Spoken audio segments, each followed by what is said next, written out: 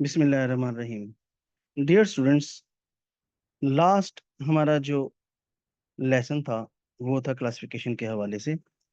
O levels के इस chapter को हमने डिस्कस किया था और हम यहाँ पर पहुँच गए थे कि जितने भी प्लांट किंगडम के प्लांट्स हैं उनको बेसिकली हमने दो ग्रुप्स में डिवाइड किया था, सीडेड एंड नॉन सीडेड। और नॉन सीडेड जो थे उनमें हमने डिस्कस किया था कि ये वो प्लांट्स हैं जिनमें सीड्स नहीं होते, they are ferns, they are mosses और एलजी। उसके बाद जो सीडेड प्लांट्स हैं उसमें एंजी और जिम्नोस्पर्म्स की हमने बात की थी कि जिम्नोस्पर्म्स जो हैं वो ऐसे प्लांट्स हैं जिनमें सीड्स होते तो हैं लेकिन नेकेड होते हैं, कोन के अंदर होते हैं, आंख से नजर आते हैं। और angiosperms, angio mean enclosed, sperm mean seed, ऐसे पौधे जिनमें सीड्स जो हैं वो फल के अंदर होते हैं। तो डियर स्टूडेंट्स, यहाँ पर हमने आगे फर्दर उसकी क्लासिफिकेशन भी डिस्कस की थी। अब पार्ट 3 जो है इसमें हम characters of dicots and monocots को डिस्कस कर रहे हैं। आपके सामने ये चार्ट मौजूद है।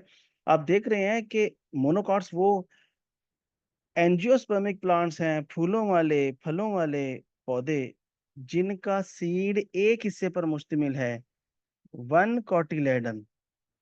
और डाइकॉट्स जिनके सीड के दो हिस्से हैं, डाइकॉट्स। और रूट्स की अगर बात करें तो देखिए जो मोनोकॉट्स हैं इसमें याद रखिएगा, इस जो मोनोकॉट्स हैं उनमें ग्रासेस हैं। ये गंदुम, चना, जौ, ज्वार, मकई, बाजरा, चावल, ये मोनोकॉट्स हैं। इनका रूट सिस्टम फाइब्रस है। और लंबा टैप रूट सिस्टम जैसे गाजर और मूली है, ये डाइकॉट्स हैं। इनके फूल की पेटल्स मल्टीपल ऑफ 3 का मतलब है कि 3 होंगे, 6 होंगे, 9 होंगे, 12 होंगे, है। और यहाँ पर डाइकॉट्स में या 4 होंगे या 5 पेटल्स, रंगीन पत्तियां, पत्ते जो हैं जैसे मैं पहले कह चुका हूँ कि ये ग्रासेस हैं, पतले, नैरो, पैरेलल वेन्स। और जैसे चौड़े पत्ते आप देख रहे हैं डाइकॉट्स में हमेशा होते हैं, रेटिकुलेट वेनेशन होती है। फिर इनके वास्कुलर बंडल, इसकी डिटेल इतनी जरूरी नहीं है लेकिन आप ऐसे देख लीजिए, आपको चैप्टर ट्रांसपोर्ट प्लांट्स में हेल्प आउट होगी कि यहाँ पर जो वास्कुलर बंडल मतलब जाइलम और फ्लोएम है वो स्कैटर्ड हैं, बेतरतीबे हैं, जबकि डाइकॉट्स में रिंग की सूरत में हैं। और जैसा कि मोनोकॉट्स का भी पोलन ग्रेन है और उसमें एक पोर है, जबकि यहाँ पर आप देखें कि यहाँ जो पोलन ग्रेन है उसके 3 पोर्स हैं। तो स्टूडेंट्स, ये डाइकॉट्स और मोनोकॉट्स के डिफरेंसेस थे, इनके फीचर्स थे। अब हम अपना अगला किंगडम स्टार्ट करते हैं और वो हमारा नेक्स्ट किंगडम है किंगडम एनिमेलिया। देखिए, किंगडम एनिमेलिया जो है इसको बेसिकली डिवाइड किया गया है, किंगडम एनिमेलिया को, into 2 main groups, vertebrates, vertebrates and invertebrates. अब वर्टिब्रेट्स वो हैं जिनमें रीढ़ की हड्डी है, they have a backbone. Invertebrates, they don't have backbone, they are small. अब इस वक्त आपके सामने जो 5 ग्रुप हैं वो वर्टिब्रेट्स के हैं और ये आपके सिलेबस का हिस्सा हैं, जिसमें हमने फिश, एम्फीबियन, रेप्टाइल, बर्ड्स और मैमल्स की बात करनी है। तो पहले वर्टिब्रेट्स के इन 5 ग्रुप्स को देखते हैं। नंबर 1 पर पाइसेस भी कहते हैं फिश को, इस ग्रुप को। ये डेफिनेटली जो ग्रुप है पाइसेस का, ये पानी में पाए जाने वाले जानवर हैं और इनकी बैकबोन होती है। इनकी जो बॉडी शेप है वो टैपरिंग है, लंबूतरी है, लंबी है ताकि तैरने में आसानी हो। They have fin and tail, they have gills. ये देखिए यहाँ पर मेंशन है, दे हैव गिल्स। अपने गिल्स की मदद से ये पानी में से ऑक्सीजन को एब्जॉर्ब करते हैं और वो ऑक्सीजन पूरी बॉडी में जाती है। कोल्ड ब्लडेड यहाँ लिखा है। कोल्ड ब्लडेड का मतलब ये है कि ऐसे तमाम जानवर जो आउटर इन्वायरमेंट के मुताबिक अपने बॉडी का टेम्परेचर एडजस्ट ना कर सकें, जो बाहर टेम्परेचर इनकी बॉडी का भी वही हो जाए, वो कोल्ड ब्लडेड होते हैं। जैसा कि ये फिश है, अगर पानी का टेम्परेचर 20 है तो इनका भी 20 हो जाएगा, अगर पानी का टेम्परेचर 30 है तो इनका भी 30 हो जाएगा। तो जो एनवायरनमेंट का टेम्परेचर होगा वो ही इनकी बॉडी का टेम्परेचर हो जाएगा, इसलिए इनको हम कोल्ड ब्लडेड कहते हैं। स्केल्स और फिन्स ये मैंने पहले कह चुका है, इनके जिस्म के ऊपर जो हैं वो स्केल्स होते हैं, और फिन कहते हैं इनके परों को जिसकी मदद से ये तैरते हैं। अंडे देते हैं, दे ले एग्स। और जैसा कि शार्क है, उसकी कुछ स्पीशीज हैं, वो बर्थ भी देते हैं बच्चों को, but in water. Amphibians, amphibians वो जानवर हैं जो कि पानी और खुश्की दोनों जगहों पर रह सकते हैं। इसकी बेस्ट एग्जांपल फ्रॉग है, जो यहाँ डायग्राम में दिखाई हुई है, और उसके बाद सैलामेंडर। अब सैलामेंडर जो है, ये आपके सामने छिपकली नुमा है, ये भी एम्फीबियन है। तो जितने भी एम्फीबियंस हैं, फ्रॉग हैं, टॉड है, सैलामेंडर है, ये कोल्ड ब्लडेड हैं। अच्छा, इनके गिल्स और लंग्स लिखा हुआ है यहाँ पर। तो ऐसा ही है कि जब इनका छोटा बच्चा अंडे में से निकलता है और वो अभी इब्तदाई ग्रोथ कंडीशन में होता है, तब उसे लार्वा कहते हैं। और उसकी शक्ल सूरत बिल्कुल मछली की तरह होती है, गिल्स होते हैं। जैसे जैसे वो बड़ा होता है, उसकी शेप चेंज होती जाती है, गिल्स की जगह लंग्स रिप्लेस हो जाती हैं और फ्रॉग बन जाता है। इनकी स्किन बहुत ही पतली होती है, मॉइस्ट होती है, लचकीली होती है, पोर्स होते हैं, और ये अंडे देते हैं पानी के अंदर। मेल फ्रॉग और फीमेल फ्रॉग, फीमेल फ्रॉग पानी में अंडे देती है, ब्रीडिंग सीजन रेनी सीजन होता है इनका।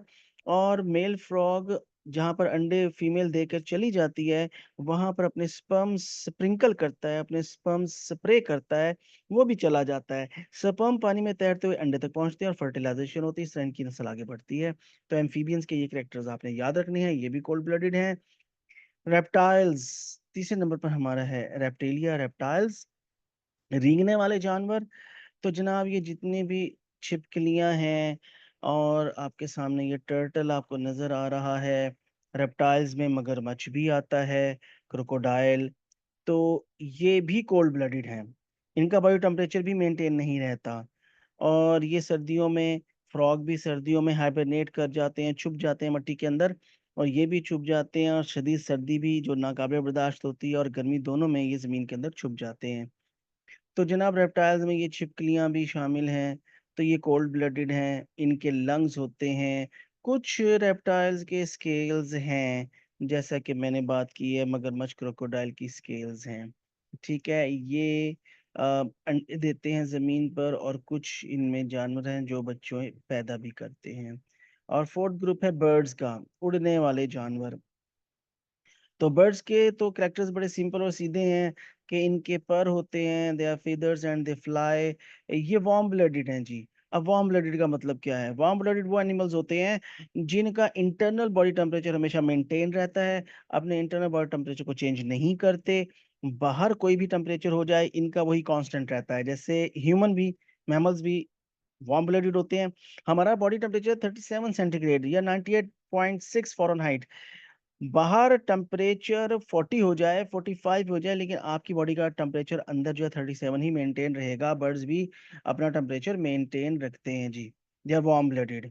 इनके लंग्स होते हैं, इनके फेदर्स होते हैं, पर होते हैं, ये अंडे देते हैं, और ये उड़ते हैं। इनकी चोंच होती है जिसकी मदद से ये डेफिनेटली अपनी खुराक हासिल करते हैं। इसके बाद आ जाइए, आखिरी ग्रुप है मैमल्स। मैमल्स को कहा जाता है दूध देने वाले जानवर। मैमल के कैरेक्टर्स, इनके जिस्म पर बाल होते हैं, ये वार्म ब्लडेड होते हैं, ये दूध देते हैं, ये बच्चे पैदा करते हैं, और बच्चों को दूध पिलाते हैं। तो जितने भी ये जानवर आपके सामने हैं, गाय, भैंस, बकरी, घोड़ा, इंसान, बिल्ली, डॉग्स, ये तमाम मैमल्स हैं। ठीक है, तो ये वर्टिब्रेट्स के 5 ग्रुप थे डियर स्टूडेंट्स, और इनके ये कैरेक्टर्स थे। अब अगर हम मजीद आगे चलते हैं, तो यहाँ पर आपको दिखाते हैं जनाब, कि अब हम इनवर्टिब्रेट्स की तरफ आ जाते हैं। अब जी इनवर्टिब्रेट्स क्या हैं? मैंने पहले ही आपको कहा था कि इनवर्टिब्रेट्स दरअसल वो तमाम एनिमल्स हैं जो कि बगैर बैकबोन के होते हैं, और इसमें मोस्टली इंसेक्ट्स शामिल हैं। अब इन्वर्टिब्रेट आपके सिलेबस में जो है, उन्होंने ऐसा किया है कि इनवर्टिब्रेट्स के बहुत से फाइलम हैं, ठीक है ना? तो सिर्फ एक फाइलम, जो कि फाइलम आर्थ्रोपोडा है, ये आपके सिलेबस में शामिल है। आर्थ्रोपोडा, आर्थ्रो का मतलब जॉइंटेड, पोडा मीन लैंग, जो जोरदार टांगों वाले जानवर, और इसमें तमाम इंसेक्ट्स शामिल हैं। जॉइंटेड लेग्स वाले एनिमल फाइलम आर्थ्रोपोडा में शामिल हैं। और इसकी फर्दर क्लासेस आपके 4 सिलेबस में शामिल हैं। जैसे कि नंबर 1 पर है क्लास मायरापोड्स। लेकिन ये मायरापोड्स जो है, इसका एनिमल आप ज़हन में रखेंगे, इसके कैरेक्टर्स आसानी के साथ जो है आपके ज़हन में हमेशा के लिए रहेंगे। मायरापोड्स की एग्जांपल है सेंटीपीड, जिसे हम कनखजूरे कहते हैं। सेंटीपीड्स की जो बॉडी है, ये कीड़ा है, इसकी बॉडी मैनी सेगमेंट्स में डिवाइड हुई हुई है, सेगमेंटेड बॉडी है, और हर सेगमेंट टुकड़े के राइट और लेफ्ट से 1 पेयर ऑफ जॉइंटेड लेग्स निकल रहा है। और अगर इसके 100 सेगमेंट्स हैं, तो 100 जॉइंटेड लेग्स जो हैं वो निकल रही हैं। इसलिए इसकी टांगे बहुत ज़्यादा होती हैं कनखजूरे की, और ये मैरापोड्स में सेंटीपीड या मिलीपीड जो हैं, इनकी, ये आप यहाँ देख भी सकते हैं। और they have 1 pair of antenna as well. इसके मुंह के ऊपर 2 छोटे-छोटे एंटीना मौजूद हैं। ये रिसेप्टर ऑर्गन्स हैं। इसकी मदद से ये इंफॉर्मेशन रिसीव करते हैं खुराक की, और किसी भी डेंजर की, कोई प्रेडेटर मारने के लिए नहीं आए, तो उसकी इंफॉर्मेशन इन तक पहुंच जाती है और ये वहां से भाग जाते हैं। इनके कोई विंग्स नहीं होते जी, इनके एक एंटीना होता है। बॉडी सेगमेंटेड होती है, 1 pair of leg on each body segment. और this is all about the first class of phylum arthropoda myriapods. Myriapod के बाद इंसेक्ट्स। अब इंसेक्ट्स जो हैं, इसकी एग्जाम्पल में आप यहाँ पर, मैंने ये जो फ्लाई है, मक्खी है, बटरफ्लाई भी आप जहन में इसकी एग्जाम्पल रख सकते हैं। तो इनकी बॉडी में 3 पार्ट्स होते हैं: head, thorax and abdomen. Head कहते हैं सर को, थॉरैक्स कहते हैं सीने वाली जगह को, और एब्डोमेन पेट वाली जगह पर। तो इनकी जिस्म को 3 हिस्सों में डिवाइड किया गया है: हेड, थॉरैक्स एंड एब्डोमेन।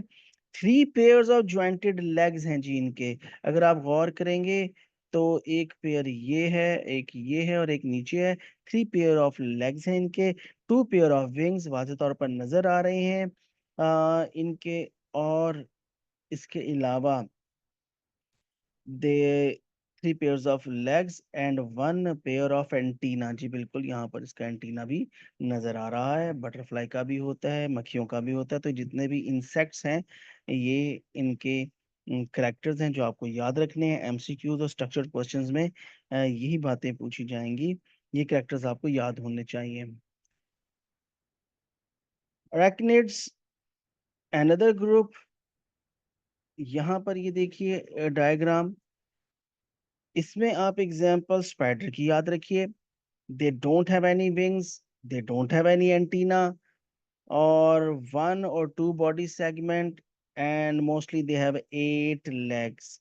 अब जो स्पाइडर्स हैं, इनमें हमने जो बॉडी को 2 सेगमेंट्स में डिवाइड किया है, उनके नाम हैं सिफेलोथोरक्स एंड एब्डोमेन। मींस कि इनकी गर्दन और सीने वाली जगह इकट्ठी है, उसे सिफेलोथोरक्स कहते हैं। बाकी पेट वाली जगह एब्डोमेन है, जो कि काफी बड़ा नजर आ रहा है। 4 पेयर ऑफ जॉइंटेड लेग्स हैं। अगर 4 पेयर कहूँ, तो 8 टांगे बनेंगी। 8 लेग्स, वो पहले मैंने कहा। And no antenna, they don't have any antenna.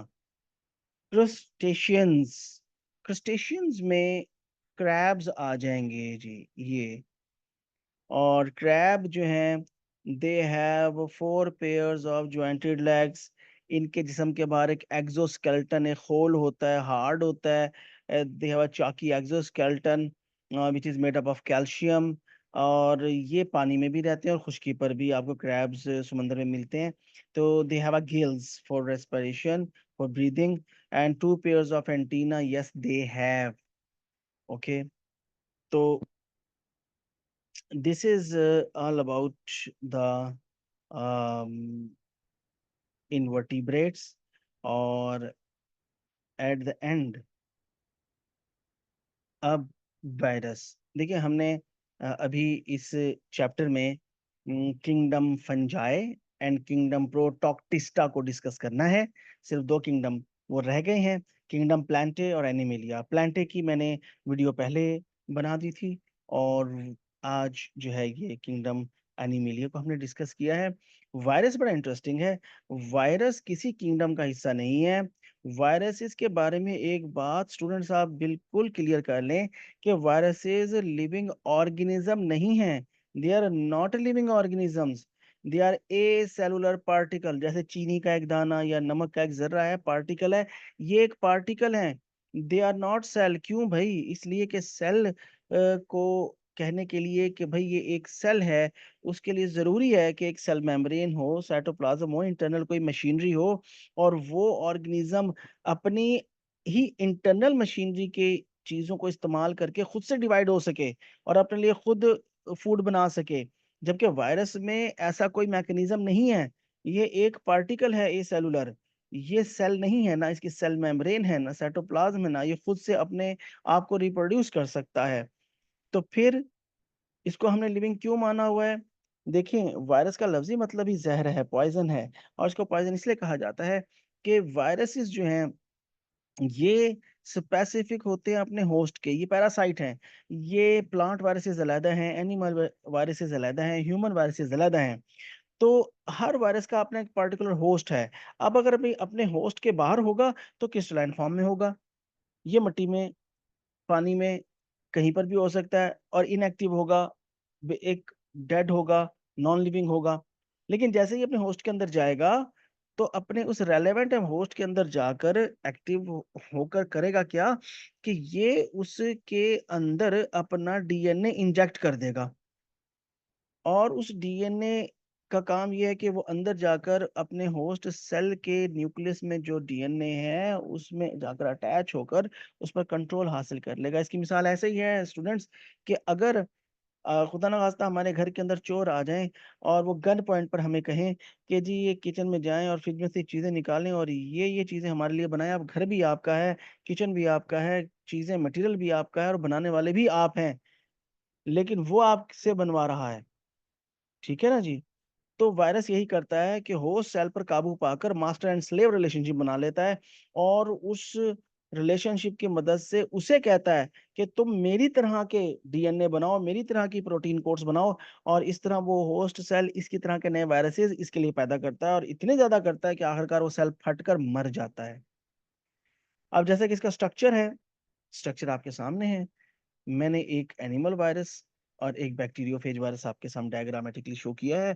Bacteriophage का मतलब है कि ये बैक्टीरिया में भी बीमारियां पैदा करते हैं, और एनिमल्स का तो है ही है।